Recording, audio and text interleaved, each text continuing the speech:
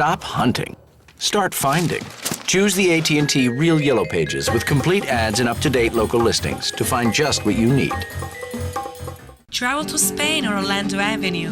The finest restaurant featuring cuisine from Spain is open for business, lunch, and pleasure. El Bodegón, our very own 4-star restaurant, is open for business, lunch, and dinner. This is a true gem when it comes to real Spanish cuisine, featuring dishes like paella. El Bodegón also has a great wine selection. Enjoy a 4-star cuisine from Spain today for lunch or dinner at El Bodegón. My universe is everything I imagine. I want to be a graphic designer. How can I get there? The Academy. It fits my busy lifestyle, and I can learn firsthand from instructors who've been there and know what it takes. Hey, my destiny is a career doing what I love, my way. My choice, my school. The International Academy of Design and Technology. You imagine? We can get you there. Call 1-800-932-2900. 1-800-932-2900. Hi, I'm Danny Ramos, and welcome to this week's edition of Hispanic Speak Out TV, brought to you every week on Bright House Cable, Channel 49 at 9:30 p.m. We want to thank Bright House for being a sponsor of our show. And also, this show is done, the production that is, of this show is done by the Academy of Design and Technology as a student internship program for the broadcasting industry. I'm here today with Luis Delarosa, who is president of the Puerto Rican Chamber of Commerce of Miami. And he's also vice president of the Puerto Rican Chambers in the United States, and also with my co-host, Nicole Caron. Hi, Nicole. How are you? I'm okay. Good, good, good. And Luis, how are you today? I'm fine. And by the way, thank you very much, and thank you to Hispanic Speak Out TV. I understand you're doing an outstanding job. People see you in Osceola County, Orange County, Seminole County. I think it's another county also. Yeah, but you know what? We're creating a lot of hoopla because we are the only show that doesn't have political strings and doesn't have sponsors. We don't have any sponsors on this show. So we don't care if we really say some things that other broadcasts won't say. So you tell it like it is. We tell it just like it is. We tell it like it is. And we're going to have some like it is towards the end of the show that's going to really upset some people in this town. Well, just keep me out of that one. That's okay, I will. That's what, yeah, we'll I'm here with some good news and some good, and also as well some concerns of, as it affects Puerto Rico and of course the state of Florida and this great country of ours. Okay, so what do you want to talk about today since you came all the way up from Miami to be on the show? Well, let's talk a little bit about what's taking place in Puerto Rico right now. As you know, you may not know, maybe your audience doesn't know as well. Puerto Rico generates a lot of money for the state of Florida in this case, well in the billions in terms of trade and taxes and fees and going back and forth between the both markets. At this point in time in Puerto Rico's history, we're suffering and we're very concerned, like everyone else, we're suffering through hard economic times, but we're very concerned about the latest move by Captain Morgan to leave Puerto Rico for the Virgin Islands. Now, who manufactures Captain Morgan? There's a parent company by the name of, I think it's Diego. Okay. Diego, I'm sorry. And they also, not only Captain Morgan, but Jose Cuervo and also Johnny Walker, which, by the way, they have very little funds set aside for the black community and for the Hispanic community, which is a very large consumer base for them. Mm-hmm. And we're concerned about that also. There's no consideration. Right now, it is manufactured and it's housed in Puerto Rico, which creates a lot of jobs, creates a lot of opportunities, creates a lot of an increased tax base for the country, and they're looking to move into to the Virgin Islands. For Puerto Rico, that's bad news. Of course, for the Virgin Islands, it's good news. Now, the U.S. Virgin Islands or the British Virgin Islands? No, the U.S. Virgin Islands. And the issue today is because there's a congressman by the name of Charlie Rangels from New York City, who's the chairman of the Ways and Means Committee for the Congress, and he refuses to hear the issue concerning this move from Puerto Rico to the Virgin Islands. Not realizing, or maybe not taking into consideration, that he has a large Puerto Rican base in his district. But more so, it is going to affect us here in Florida. Mm-hmm. There's a lot of that. Well, why do you think he's refusing to view the situation? I think it's a political issue for Charlie Rangels. As you know, he's also a member of the Black Congressional Caucus and the Hispanic Congressional Caucus, who also have had a very outstanding working relationship throughout the years. We have a lot of mutual concerns as well. But he's concerned. I'm sure catering to his constituencies, which is okay. But our issue is that you're gonna have a lot of people in Puerto Rico unemployed. we're going to lose an Well, enormous tax base. Yeah. And it is a concern for us. I know that Charlie Rangel recently got very controversial because he failed to pay over $1 million in taxes. And I know he doesn't have a house in Puerto Rico, but he has some homes in the Virgin Islands that he failed to report on his income tax. So maybe That's a connection. Who knows? well, you know, he wants to put money into his real estate base. Sure, sure. You know, because he owns property there. But that is a concern for us, and we're asking the members or the citizens of Puerto Rican descent, and of course, all those that are friends of Puerto Ricans and all Americans, because at the end of the day, we're all Americans, regardless of where we're all from. You know, this is a great country made up of immigrants, to call their congressional representatives, and in this case, to call Congressman Kendrick Meek's office, because he's also a member of the Ways and Means Committee, and he signed the letter also to allow that the closing of Captain Morgan in Puerto Rico to be moved to the Virgin Islands. Well, why? I mean, what's the point? They're saving money? Is it lower standard of living? Well, is it lower wages? I mean, what? We don't know, because remember, the Virgin Islands is part of the United States. Right. So they don't, suffer from the same situation, I'm sure, that other Caribbean islands do. From what I hear is the Virgin Islands territory government itself, the Commonwealth of that island, is offering other tax incentives to the company, and in that case, it's probably why. But it's making Puerto Rico, and we're very concerned because it's creating a lot of bad situation for the island. Unemployment is on the rise, and this is a bad time to make that kind of move. So are you saying that if it moves, Puerto Ricans shouldn't buy Captain Morgan? I agree with you. In fact, That was a question. I thought you were referring to it as another controversy you're creating, right? That's a question. Yeah. That was a This question. is the show of the That's what he controversy. Yeah, well, that's a question. Well, You I know? don't know. I think that we should all, as Puerto Ricans and non-Puerto Ricans and Americans who are concerned about the situation, is to call their congressional representative, in this case, more so than anything, Kendrick Meek's office, who's a member of the Ways and Means Committee up in Washington, who signed the letter approving or supporting the closing of Captain Morgan in Puerto Rico to be moved over to the Virgin Islands. That's what we're asking people to do at this stage. And at the end of the day, we'll probably end up, we're going to boycott Captain Morgan, and I think that's something we're considering at this time. I go back a long way, and the boycott word is very offensive these days to certain people. But in the time that we were younger, the boycott was a very, very important instrument. I remember when Anheuser-Busch got boycotted, when Budweiser got boycotted, because they didn't have any distributors that were Hispanic in the entire country, and a huge portion of their base came from the Puerto Rican community. And after the boycott, they decided that, yes, they were behaving in an unfair manner. So, the boycott word is a word that people don't like to use, but it should be pulled out whenever it's required and is necessary, and it's just. Yeah.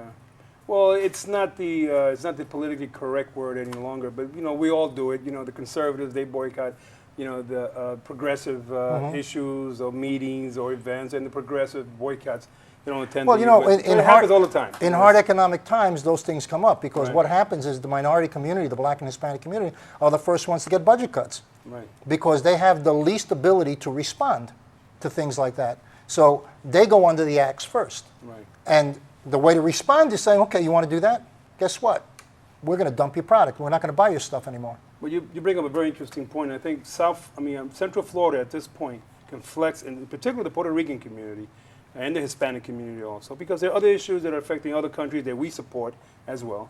Can flex their muscle in calling their congressional representative and say, stop this closing, stop this approval. And in that way, hopefully, Charlie Rangel will be forced to... Do you have a telephone number for people to call? The number to call on that is a Washington number that I have to get back to you. Well, you know what? Why don't you send it? Why don't you email it to me? It's being led by the National Coalition, the National Puerto Rican Coalition, based in Washington D.C. Send me the number. We send out 25,000 emails every Monday to promote this show, to let people know who's going to be on the show, and we'll stick it onto the email blast. We'll need a number, a website, and possibly an email address that they can pop an email out. Well, and in fact, I think the person who's going to be behind this is the congressional representative for Puerto Rico, which is based in Washington, D.C.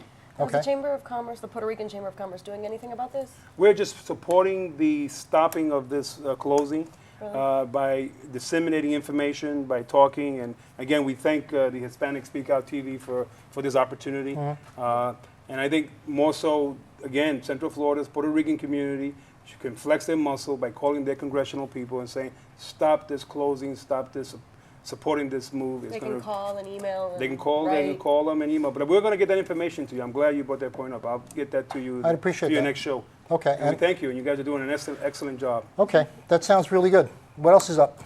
Well, other than that, the chambers, the Puerto Rican chambers is moving. We're in the process of organizing a major event in South Florida. Central Florida, along with other concerned business groups. So hopefully at the next presentation, we'll be allowed to come back and talk about that. Okay. All right. You have any questions for Luis? How's business in Miami in general? Well, we have a view. We have a very good view, obviously, of what's happening here. But how is the Hispanic community doing in Miami now, economically? Well, are they feeling the pinch of what's going on? Obviously, everybody's feeling the pinch. The economy is going through its changes and its pains, and it's retracting. It's not growing as it should be. The good news about Miami, maybe not so much like Central Florida, is that we have like 38, if not 40, chambers of commerce representing all the country. We have the Dominican American Chamber, the Cuban American, the Italian, the Israeli Chamber of Commerce, the Puerto Rican Chamber of Commerce, the Colombian, and it just goes on. And we work fine, and we have a good working relationship.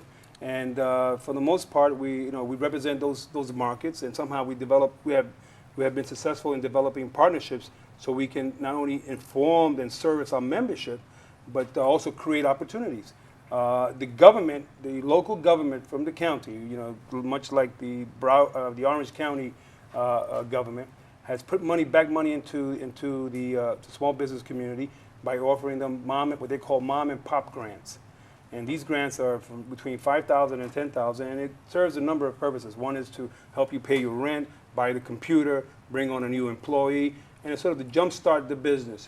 So in that sense, the government is putting some of its our tax money back into the citizens of Miami, and I hope that would be a good idea and a good model for Orange County to copy that.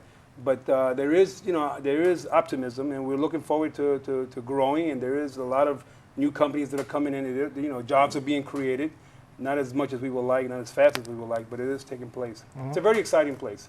How does Miami view Charlie Crist?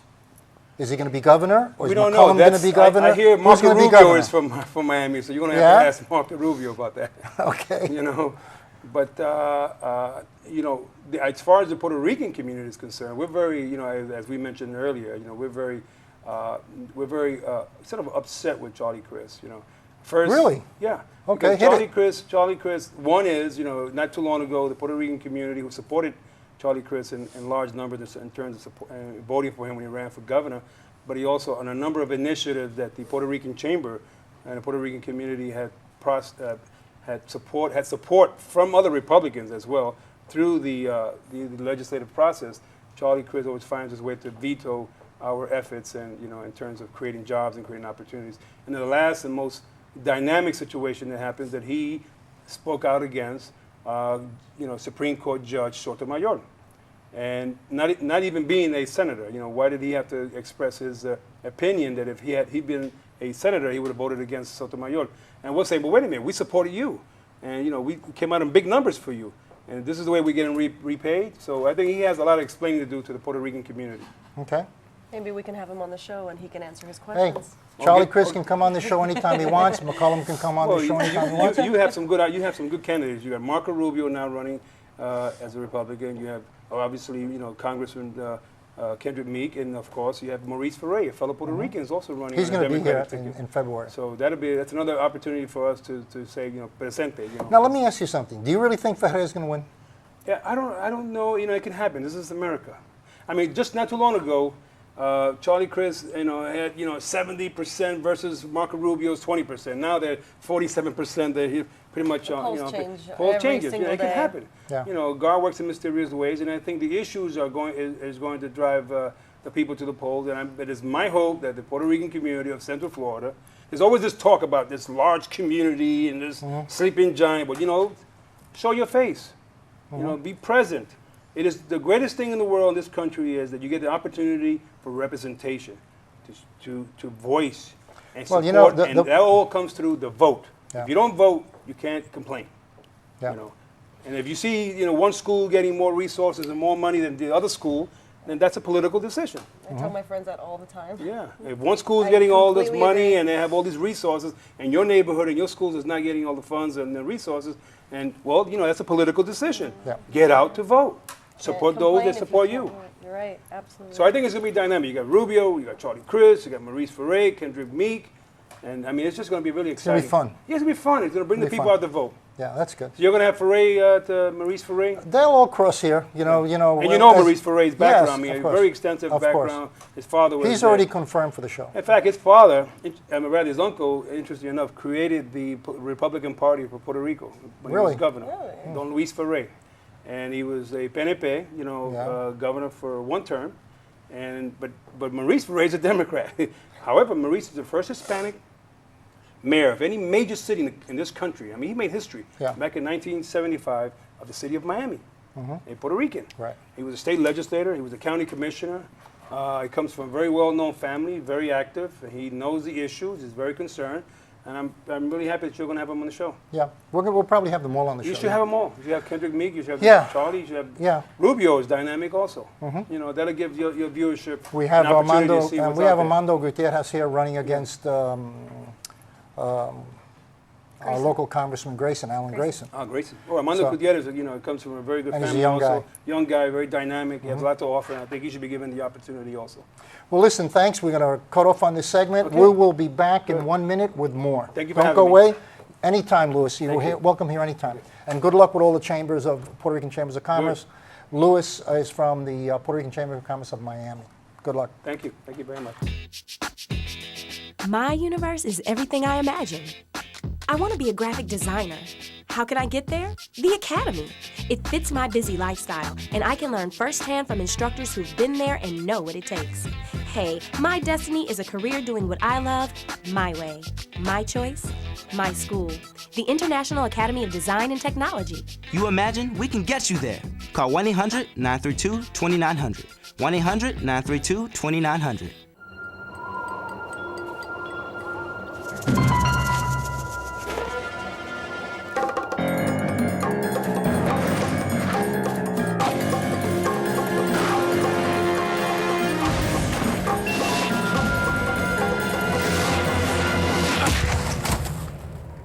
Stop hunting. Start finding.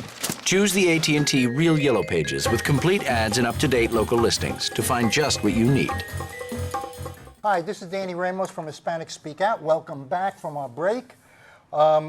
Nicole, we covered last week this incident where 100 to 120 shots were fired by police against a car thief called Tory Breedlove.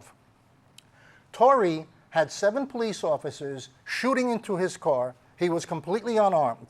Those 7 police officers have been suspended, and there is an investigation pending, which is appropriate. I just want to read this from the Orlando Sentinel.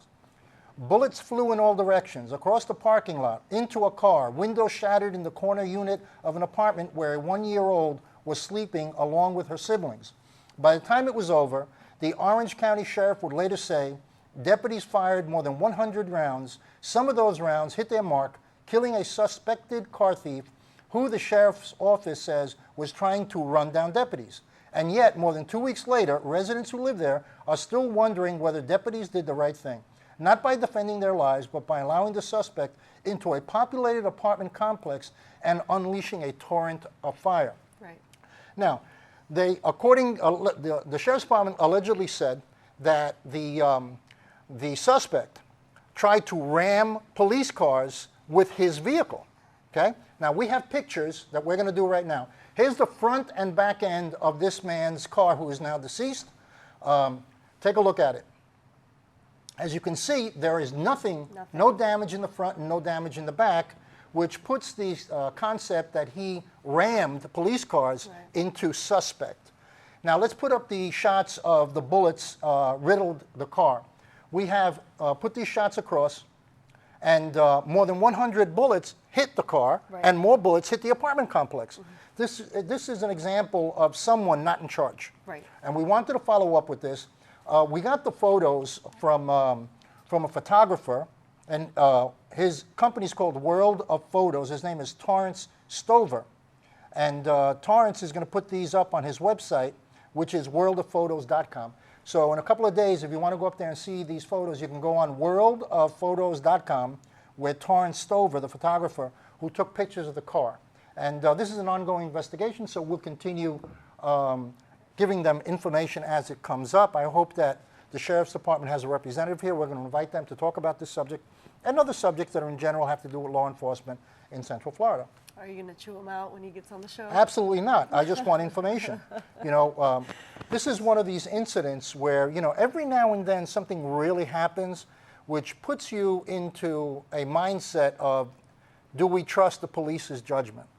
And this one remains to be seen, you know, but they are suspended at this point, and hopefully they'll get to the bottom of all of this. I know that there is a lawsuit pending. They're talking about an unlawful death lawsuit against the city of Orlando, against the Sheriff's Department, against Orange County on this.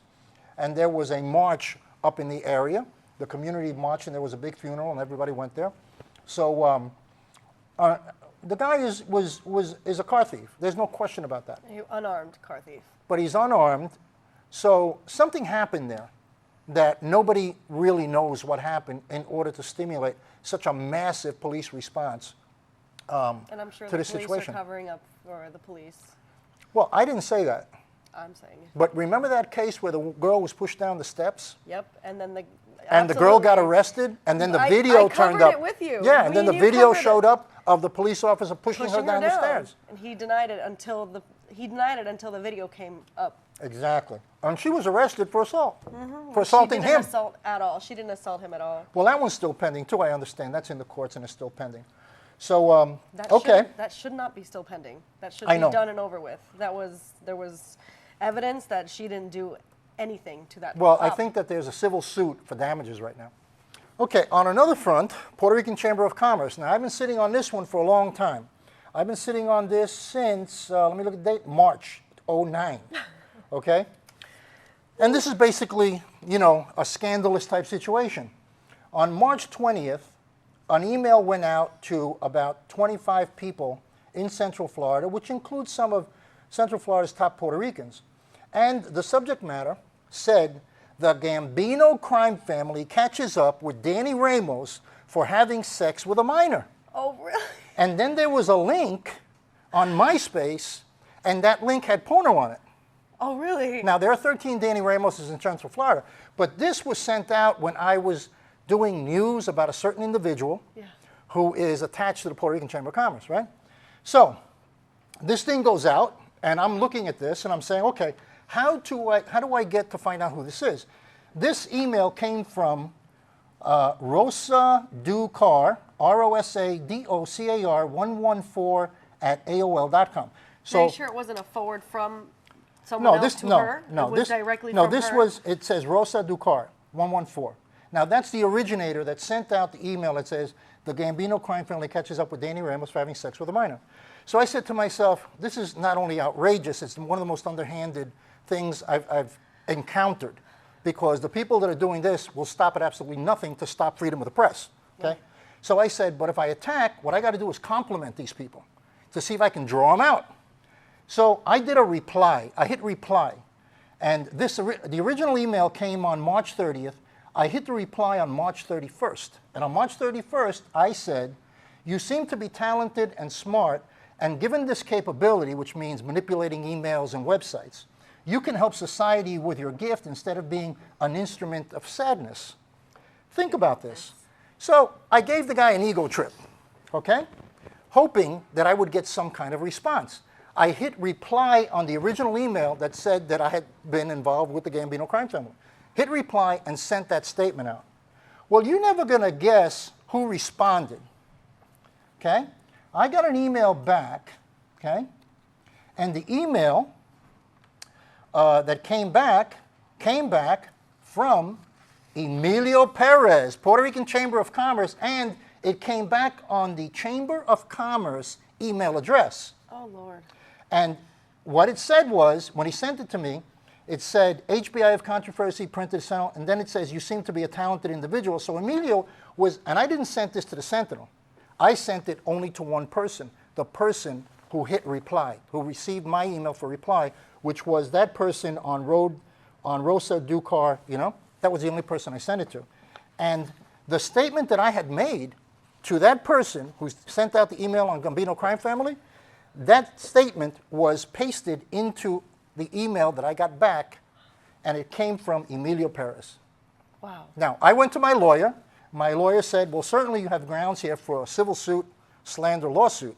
Once you file the slander lawsuit, you can go to AOL, okay? And AOL can give you the IP address of the origin of who owns and sent out that email. Oh. Okay?